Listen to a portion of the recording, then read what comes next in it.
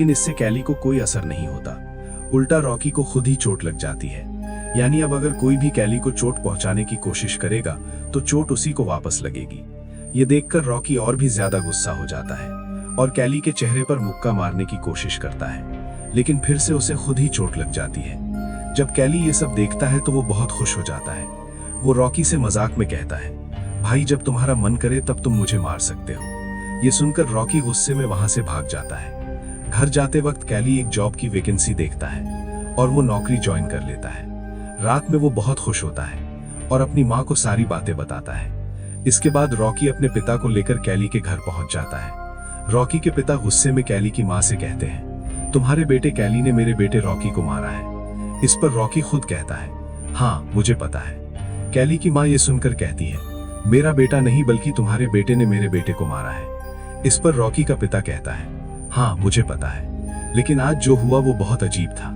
कैली की माँ गुस्से में कहती है, अगर तुम्हें पहले से पता था कि तुम्हारा बेटा मेरे बेटे को मारता है तो तुमने पहले कुछ क्यों नहीं किया। वो इतनी ज्यादा नाराज हो जाती है कि रॉकी के पिता को घर से बाहर निकाल देती है।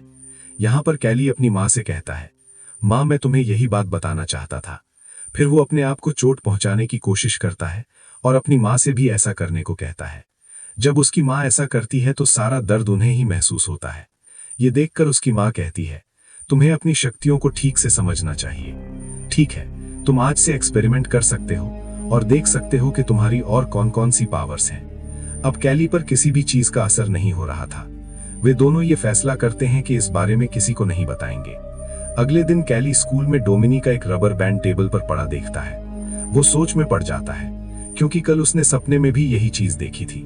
जब वो डोमिनी की तरफ देखता है तो उसे महसूस होता है कि वो उसी के साथ है। सपने में डोमिनी के साथ उसकी दोस्त सारा भी थी। जब वो ये सब सोच रहा होता है तब डोमिनी और सारा भी क्लास में वही सोचने लगती हैं। वे दोनों समझ नहीं पाती हैं कि ये क्या हो रहा है, लेकिन कैली क्लास से बाहर चला जाता है। अब रात को सभी स्टूडेंट्स एक पार्टी कर रहे होते हैं। वहां पर डोमिनी का एक्स बॉयफ्रेंड उसे पीछे से पकड़ लेता है। ये देखकर कैली गुस्से में उसे छोड़ने के लिए कहता है। इस पर नेल्सन हंसते हुए कहता है, तुम मेरा क्या बिगाड़ लोगे। नेल्सन गुस्से में कहता है, तुम्हारे साथ जो भी चल रहा है मैं इसका पता लगा लूंगा। पार्टी खत्म होने के बाद कैली साइकिल से घर जा रहा होता है, लेकिन रास्ते में नेल्सन और उसके दोस्त उसे देख लेते हैं और उसे चोट पहुंचाने की कोशिश करते हैं। कैली संतुलन खो बैठता है और एक गाड़ी के सामने गिर जाता है, लेकिन कैली पर कोई असर नहीं होता, बल्कि गाड़ी चला रहे व्यक्ति की तुरंत मौत हो जाती है। इस घटना से कैली भी डर जाता है क्योंकि अब उसे अपनी शक्तियों का असली खतरा समझ आने लगा था। अब यहाँ पर डोमिनी और उसकी फ्रेंड्स भी पहुंच जाती हैं। यहाँ पर कैली डोमिनी को सब कुछ सच बता देता है। इसके बाद पुलिस भी पहुंच जाती है और कैली की माँ भी। पुलिस उस लड़के की मौत के बारे में पूछताछ करने लगती है। वहां मौजूद लोग कैली पर इल्जाम लगाते हैं कि वो सड़क पर साइकिल चला रहा था और उसने जानबूझकर एक्सीडेंट करने की कोशिश की, लेकिन पुलिस अधिकारी इस बात को मानने से इनकार कर देता है। इसके बाद वो कैली से पूछताछ करता है और कैली उसे सारी सच्चाई बता देता है। हालांकि पुलिस को उसकी बात पर यकीन नहीं होता क्योंकि ये सिर्फ एक हादसा था, इसलिए इस केस को बंद कर दिया जाता है। दूसरी तरफ हमें रिडल को दिखाया जाता है, जो पफलेगर की कब्र के पास पहुंचता है। वहां जो पौधे उगे हुए थे उन पर रिडल जादू कर देता है। स्कूल में नेल्सन और उसके दोस्त कैली पर नजर रख रहे होते हैं क्योंकि वे अपने दोस्त की मौत का बदला लेना चाहते थे। इस बीच कैली और डोमिनी एक साथ बैठे होते हैं। डोमिनी कहती है कि एक नई मूवी आई है और वो उम्मीद करती है कि शायद कैली उसे डेट के लिए पूछेगा। कैली पहले तो बात समझ नहीं पाता, लेकिन आखिर में वो उसे डेट के लिए पूछ ही लेता है और डोमिनी हाँ कह देती है। इसके बाद जहां कैली काम करता था वहां रिडल उससे मिलने आता है। वो कैली से पूछता है कि क्या वो पफलेगर को जानता है। फिर कैली उसे सब कुछ बता देता है। ये सुनकर रिडल समझ जाता है कि अब पफलेगर की सारी शक्तियां कैली के अंदर आ चुकी हैं। रात में जब कैली घर आता है तो उसकी माँ के सिर में दर्द हो रहा होता है, इसलिए वो दवाई लेने के लिए बाहर निकल जाता है। लेकिन बाहर नेल्सन और उसके दोस्त उसके घर पर नजर रख रहे होते हैं।